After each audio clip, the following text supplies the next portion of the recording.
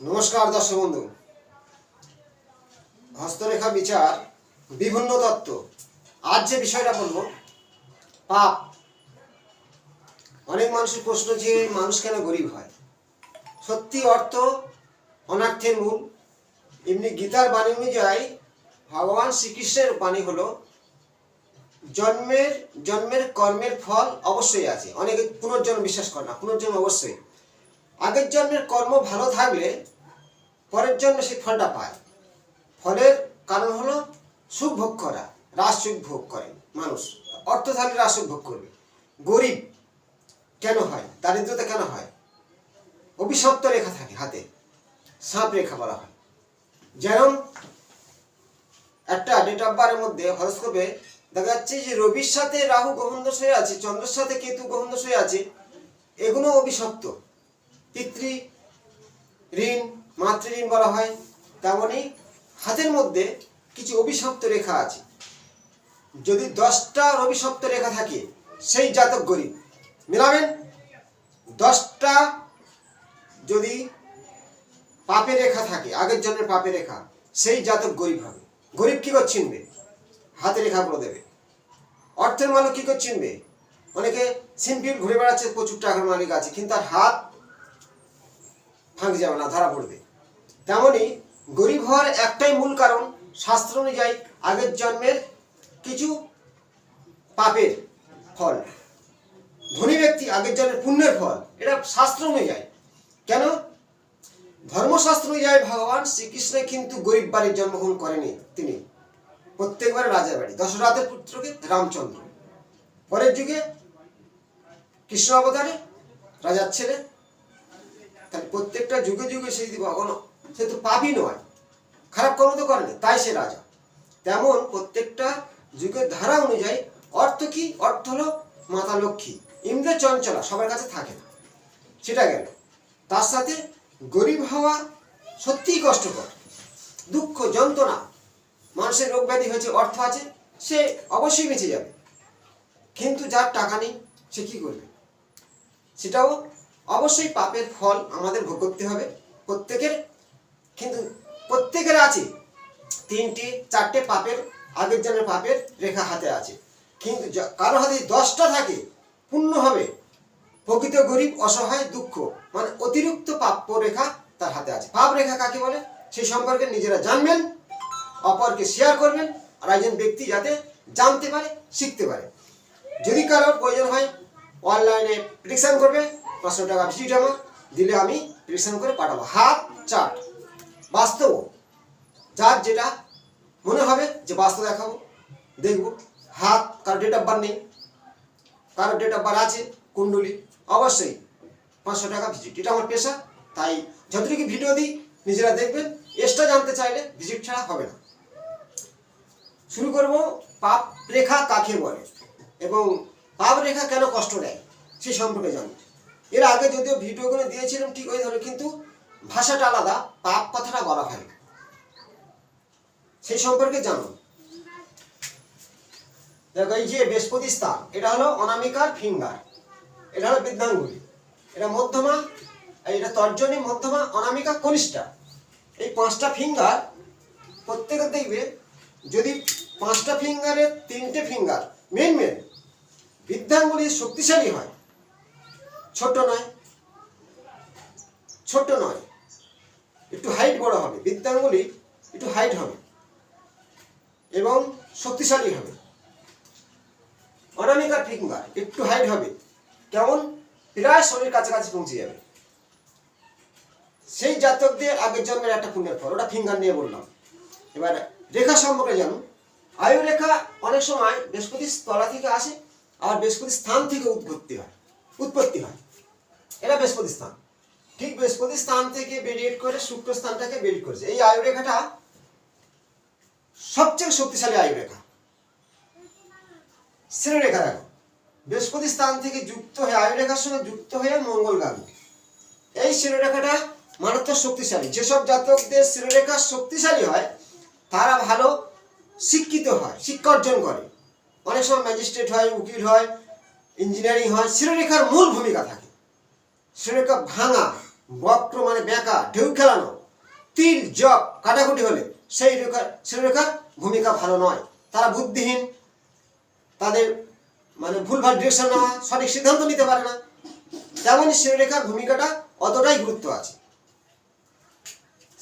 হৃদয় রেখা ঠিক বুধের স্থান থেকে বৃহস্পতি স্থান, এই যে বৃহস্পতি স্থান পর্যন্ত গেলে এই হৃদয় রেখা বলা হয় সৌন্দর্য হৃদয় রেখা।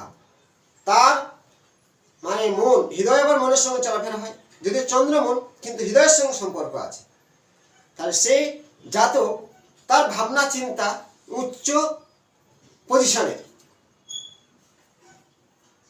ওই জন্য সেই জাতকরা বেশিরভাগ উচ্চ রেখা পৌঁছে যায়। শিরোরেখা যদি স্টেট বৃহস্পতি থেকে মঙ্গলের স্থান পর্যন্ত আসে, যে জাতকদের মঙ্গল ও বৃহস্পতি কানেকশন পাবে। মঙ্গল বৃহস্পতি কিন্তু একটা রাজ্য সৃষ্টি করে। যেমন হরস্কোপে বৃহস্পতি একটা যে কোনো ভাবে বসে আছে, মঙ্গল সে ঘুরে ঘুরে বৃহস্পতি স্থানে যখন প্রবেশ করে, ঠিক সেই সময় যদি চন্দ্রের দৃষ্টি পড়ে রাজ্য সৃষ্টি হয়। তেমনি শ্রীরেখার ভূমিকা ঠিক বৃহস্পতি থেকে মঙ্গলগামী হলে সেই রেখার সঙ্গে যদি কোনো রকম লেজের দিকে সরু, আগার দিকে ভাঙা, কোনো রেখার দ্বারা ছেদ না হয়ে থাকে, সেই জাতকও উন্নতি করবেই, তার জীবন উন্নতি করবেই। তেমনি আয়ু রেখা বৃহস্পতি থেকে শুক্রস্থান আসতেছে। অনেকে বলে গুরুবল কাকে বলে, অনেকে জানে না। এই তোর গুরুবল ভালো নেই, অনেক সাধু সন্ন্যাসী বলে দিল, মিথ্যে কথা বলে, গুরুবল সম্পর্কে জানে না।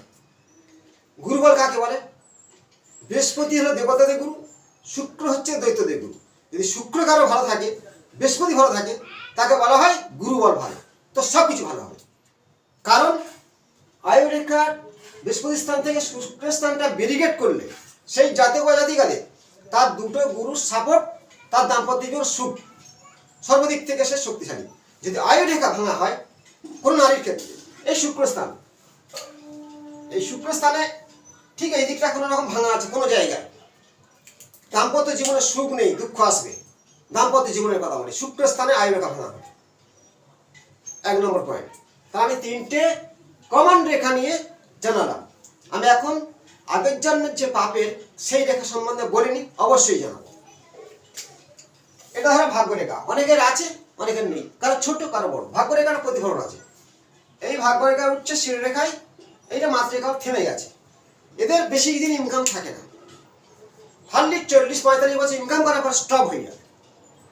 এই ভাগ্যরেখা শনিস্থান গমন করে, এরা আজীবন ইনকাম করবে। এটা এই ভাগ্যরেখার আজীবন তারা অর্থ ইনকাম করবে। অনেকে ভাগ্যরেখা নেই, তার ভাগ্য খারাপ না। ভাগ্যরেখাকে একরকম ঊর্ধ্বরেখা বলা হয়, তাকে শনি রেখা বলা হয়। এইটা রবি রেখা, সৌন্দর্য রবি রেখা। পিতৃরেখা বলা হয়, পিতৃ বলছি পিতার সাপোর্ট বলা হয়। রবি মানে পিতা, তার তেজ সম্মান থাকবে। তাহলে আমাদের এগুলো সৌন্দর্য শুভ ফল দান করে থাকে আগের জন্মের, তার পুণ্যের ফল। এবারে পাপ রেখা কি বলে, কেন কষ্ট আসে মানুষের জীবনে? অনেকে বলে সারা জীবন দাদা কষ্টে আছে, অর্থ নেই, শুধু ঋণ, ব্যাংকের লোন শোধ হলো তো আরেকটা গ্রুপের লোন, বাড়ি কমপ্লিট করতে পারছি না, কারণ বিয়ে হচ্ছে না, বিয়ে হয়ে গেল তো সংসার অশান্তি, অর্থ নেই তো কষ্ট হবে। এবারে দারিদ্রতা আসার কারণ, গরিব আসার কারণ 10টা পয়েন্টের রেখা যদি আপনার হাতে ভগ্ন, কাটা, ছেদ, দুর্বল থাকে, আগের জন্মে খারাপ কর্মের ফল। সেটা কোন কোন রেখা? মেন রেখা দেখাবো, রবি রেখা। এই রবি রেখা নেই, পুরো ফাঁকা। এই যে অনামিকা ফিঙ্গারের গোড়াটা পুরো ফাঁকা, চিটি, খারাপ, এই জায়গাটা পুরো ডাউন। আগের জন্মের আপনার কর্মের ফল খারাপ আছে, দুঃখ দারিদ্র আসবেই, কিছু না থাকলে জীবনটা অন্ধকার হবে। যদি এইখানে তরঙ্গ ভাঙা ভাঙা মানে একটু বেঁকা টাইপের রেখা, বা রেখা এসছে কাটা কাটা কাটা এইভাবে লেগেছে, লাভ দিতে পারে আগের জন্মের পাপ কর্ম করেছিলেন, তাই এই জন্মে রবি রেখা ভাঙা। আপনার সুনাম নেই, অর্থ নেই, জীবনটা অন্ধকার। রবি হলো সৃষ্টি, মূল, আদি, তার নাম সবিতা।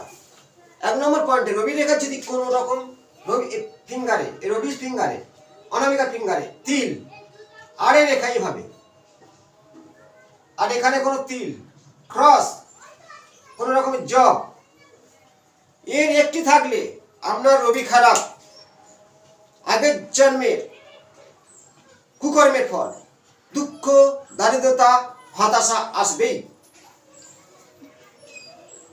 একটি থাকলে, যে কোনো একটি থাকলে এই রবির স্থানটাতে।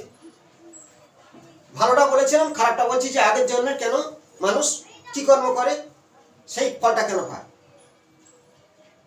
তাহলে রবিটা এই ধরনের সিগন্যাল থাকলে হবে। এটাকে বলা হয় পিতৃ ঋণ, আগের জন্মের পিতৃ ঋণ।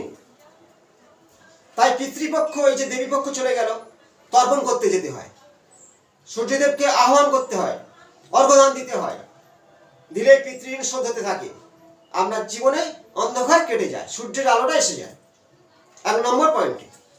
2 নম্বর পয়েন্ট কি? চন্দ্র। এটা হলো চন্দ্রস্থান। এই চন্দ্রস্থানটা উঁচু থাকতে হবে, কিন্তু উঁচু নেই, খালা। ওখানে কোনো ক্রস, তিল, জব, অসংখ্য আড়ে লেখা কেটেছে। তাহলে আপনার জীবনে চন্দ্র খারাপ হলো, আগের জন্মের মাতৃঋণ বলা হয়। চন্দ্র খারাপ হলে আপনার মানসিক ভারসাম্য হারিয়ে যায়, পাগল হতে পারে, ব্রেনের সমস্যা আসতে পারে, শ্বাসকষ্ট রোগে ভুগতে পারে, মনের যাবতীয় ইচ্ছা পূরণ হয় না, হতাশায় ভোগে। চন্দ্র খারাপ হলে আগের জন্মের মাতৃঋণ বলা হয়। তাহলে আমি 2টো পয়েন্ট খারাপ দেখালাম। 3টে পয়েন্ট কি? শুক্র। এটা শুক্র বলেছি উঁচু, সৌন্দর্য থাকতে হবে, দৈত্য মানে গুরুবল। শুক্র আমাদের ভোগী গ্রহ, তার ভোগবিলাসী, মনের ইচ্ছা পূরণ, সৌন্দর্য বাড়ি। শুক্র হচ্ছে কি? ভালো গাড়ি, একের অধিক, ভালো ফ্ল্যাট বাড়ি, শুক্র অধিকার। যারা আর্টিস্ট, শুক্র সৌন্দর্যের বাহার, শুক্র। সেই শুক্র যদি খারাপ হয় আগের জন্মের, সেটাও আপনার পাপের ফল। এখানে যদি কোনো রেখা না থাকে শুক্রস্থানে, ডাবা, খালা, নেগেটিভ কি? তিল, অসংখ্য রেখায় আড়ে এসছে, জাল তৈরি করেছে, আপনার জীবনে শুক্র খারাপ হলো, সুখ শান্তি থাকবে না, কষ্টে ভুগবেন। দাম্পত্য জীবনে অনেক সময় শুক্র মলিন হলে নিঃসন্তান হয়, জরায়ু কেটে নারীদের ক্ষেত্রে তুলে দেওয়া হয়, সন্তান ধারণের ক্ষমতা নষ্ট হয়, স্বামী সুখ পায় না নারীদের ক্ষেত্রে, পুরুষ হলে ধ্বজভঙ্গ, এই ধরনের রোগগুলো হয়, সেটাও কর্মের ফল। যদি কথাগুলো শুনতে খারাপ লাগে, বাস্তব। যেসব পুরুষদের ইন্দ্র শক্তি নেই, ইন্দ্র শক্তি কি? কাম শক্তি নেই, জীবনে কোনো দাম নেই, অর্থ থাকলেও তার সুখ নেই, সেই জানে তার কত কষ্ট। তার স্ত্রী আছে, স্ত্রীর সঙ্গ দিচ্ছে না, স্ত্রী অন্যজনের সঙ্গে চলে যাচ্ছে। কার দোষ? সেই নারীর নয়, পুরুষের দোষ। তেমনি শুক্র তার দুর্বল। শুক্র পাপ সৃষ্টি হয়েছে, শুক্র পাপ সৃষ্টি হলে আগের জন্মেরও সেই ফল এই জন্ম ভোগ করতে হবে। ঠিক শুক্র। তাহলে এখানে 3 নম্বর পয়েন্ট হয়ে গেল। 4 নম্বর পয়েন্ট কি? এই যে হৃদয় রেখা আছে, হৃদয় রেখা যদি এরকম শৃঙ্খল থাকে বা জব চিহ্ন থাকে, কোন রেখার দ্বারা ক্রস করে দেয়, তিল তৈরি করে দেয়, এই শনি সোজা তিল করে দেয়, আপনার জীবনে বারে বারে ঘাত প্রতিঘাত আসবে, দুঃখ আসবে, কারোর সাথে সম্পর্ক হয়ে নষ্ট হবে, হৃদয়ে দুঃখ পাবেন। হৃদয় রেখে যদি এই ধরনের কন্ডিশন হয়ে থাকে, সেই কষ্ট পাবে। আমি 1, 2, 3, 4টে পয়েন্ট নিয়ে বললাম। আর একটা বলবো, এই যে শিরোরেখা আছে, শিরোরেখা যদি কোনো রকমে মঙ্গলের স্থানে তিল হয়, রেখার দ্বারা ছেদ হয়, জব হয়, ক্রস তৈরি করে, আপনার বুদ্ধি নেই, বুদ্ধিহীনতা, অপর আপনাকে ঠকিয়ে চলে যাবে, আপনার নিয়ে খেলা করবে, প্রলোভন দিয়ে কোনো টাকা নিয়ে চলে যাবে, চাকরি দেবো বলে, হবে না, অনেকে ঠকেছে। তার শিরোরেখা খারাপ, তার মানে তার সঠিক সিদ্ধান্ত নিতে পারে না, বুদ্ধিও কম, তাই উন্নতি নেই, কষ্ট। সেটা হলো শিরোরেখার 1 নাম মাতৃরেখা, সেটাও মাতৃঋণ বোঝায়। এই ধরনের পয়েন্টগুলো ভালো করে বুঝতে হবে। এটা বৃহস্পতি স্থান, বৃহস্পতির ক্ষেত্রে যদি কোনো বক্ররেখা তীর যোগ থাকে, দেবগুরু বৃহস্পতি আপনার সহায় নেই, আগের জন্মে সেটাও পিতৃঋণ। দেবগুরু বৃহস্পতিকেও গুরু বলা হয়, আমাদের তাই গুরুবল সাপোর্ট থাকে, তাই আপনার বিভিন্ন বিপদ আসতে পারে, বিভিন্ন সমস্যায় ভুগতে পারেন, জ্ঞানহীনতা অজ্ঞানের কাজ করতে পারেন। আমরা সন্তান কোনো নারীর সঙ্গে এমন খারাপ ব্যবহার করবে, আপনারও জেল হয়ে যাবে, সেও তো মরবে, আপনিও মরবে। জ্যোতিষশাস্ত্র এতটাই বলতে পারে, তার জ্ঞান নেই, সে অজ্ঞান কাজ করবে। তেমনি আমাদের হাতে যে 10টা পয়েন্ট পাপ যুক্ত হয়ে যায়, মানে পাপ সৃষ্টি হয় আগের জন্মে, তাহলে আপনার দুঃখ, দারিদ্রতা, হতাশা আসতে বাধ্য হবে। আর শনিস্থানে তিল, আমি অসংখ্য মানুষ দেখেছি, সেই জাতিকা, সেই জাতক কষ্টে ভুগছে, আসবে কষ্ট। শনি হলো ভাগ্যদাতা, আগের জন্মে এমন কোনো কর্ম করেছিল, এই জন্য সে ফল ভোগ করতে হবে, তার নিজস্ব শরীর নিয়ে ভুগতে হবে। অগ্নিদগ্ধ হতে পারে, দাম্পত্য জীবনে একের অধিক সম্পর্ক হতে পারে, বা ছন্নছাড়া হতে পারে। চন্দ্র খারাপ, শনিও খারাপ। তাহলে আমি একটা ভিডিওর মধ্যে সব বলতে পারছি না, আবার কিছু জানাবো। প্রত্যেকে শেয়ার করুন।